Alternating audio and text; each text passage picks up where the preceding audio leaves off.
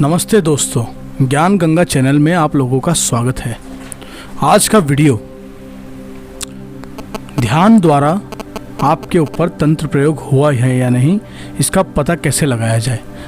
भागवत गीता और कई प्रकार के धार्मिक ग्रंथों में ध्यान का वर्णन मिलता है, लेकिन आज हम आपको एक ऐसे ध्यान के बारे में बता रहे हैं जो केवल 15 मिनट में संपन्न हो जाता है। और इस ध्यान में आपको यह पता चल जाता है कि आपके ऊपर किस प्रकार की बाधा या किस प्रकार का कोई गलत कर्म किया हुआ है या नहीं। कंफर्मेशन के लिए इस ध्यान को करना अति आवश्यक है। सबसे पहले इस ध्यान को करने के लिए समय क्या होगा। इस ध्यान को करने के लिए जब आप पूजा करते हैं वह समय सबसे सर्वश्रेष्ठ माना गया है। या फिर आप पूजा नहीं कर रहे हैं और किसी देव स्थान पर स्वच्छ होकर बैठे हैं, तब भी इस ध्यान को कर सकते हैं। इस ध्यान में होने वाली अनुभूतियां किस प्रकार हैं। इस ध्यान में होने वाली अनुभूतियां 2 प्रकार की हो सकती है। सबसे पहले नेगेटिव अनुभूतियां यानी कि बुरी अनुभूतियों के बारे में बात कर लेते हैं। यह तभी होती है जब आपके ऊपर किसी प्रकार की कोई क्रिया की गई हो।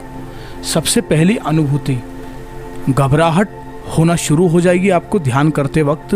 दूसरी अनुभूति, आपके सिर पर ऐसा लगेगा कि किसी ने बहुत ज़्यादा वजन रख दिया हो, सिर चकराने लगेगा।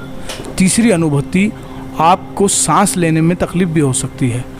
और चौथी अनुभूति, आपको उबासियाँ आना शुरू हो जाएगी, चक्कर आना शुरू हो जाएंगे। अब अच्छी अनुभूतियों के बारे में बात कर ली जाए। अच्छी अनुभूतियों में सर्वप्रथम कुछ भी नहीं होना, यह भी एक अच्छी अनुभूति ही है, क्योंकि आपको किसी भी प्रकार की कोई समस्या नहीं हो रही। और दूसरी अच्छी अनुभूति, आपको ठंडी सी हवा आपके मस्तिष्क में और आपके कान के आसपास या आपके चेहरे पर महसूस होगी, जैसे कि एक शुद्ध और साफ हवा आपके चेहरे को छूकर चली गई हो और ठंडी सी लगेगी और आपको शुद्धता और सुरक्षा का एहसास होगा। दूसरी बात, अगर देवी देवते खड़े हो जाएं और ऐसा लगने लगे कि आप बहुत निर्भय हैं और आपके साथ कोई बहुत बड़ी शक्ति विराजमान है और आप किसी भी बुरी शक्ति से लड़ सकते हैं, किसी भी बुरी शक्ति से आपको कोई नुकसान नहीं पहुंचेगा। अगर ऐसे विचार मन में आने लगे तो आपको किसी भी प्रकार का कोई भय नहीं है, ये समझ लीजिए आप, और किसी भी प्रकार की कोई क्रिया नहीं है। अब हमें करना कैसे है। किसी भी मंत्र को आप इस प्रयोग में जाप कर सकते हैं। केवल उसमें यह होगा, समझ लीजिए कि ओम नमः शिवाय भगवान शिव का पंचाक्षरी मंत्र है। अगर इस मंत्र से आप इस क्रिया को करना चाहते हैं, इस प्रयोग को करना चाहते हैं, तो ओम नमः शिवाय के अंत में फिर से ओम लगाएं। इस प्रकार एक मंत्र का निर्माण हो जाएगा। ओम नमः शिवाय ओम।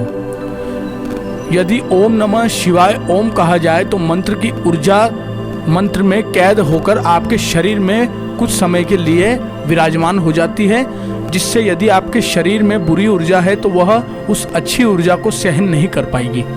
दोनों आंखें बंद करके भवों के बीच में आज्ञा चक्र पर ध्यान देकर 15 मिनट जाप करना है। 2 अगरबत्ती जलती रहनी चाहिए।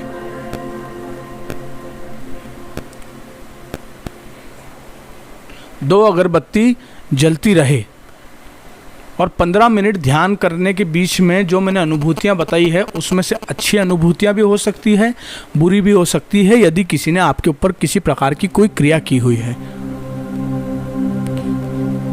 अब बात यह आती है कि यदि कंफर्म हो जाए तो उसके बाद क्या किया जाए। देखिए दोस्तों, उसके लिए हम अगली वीडियो बनाएंगे।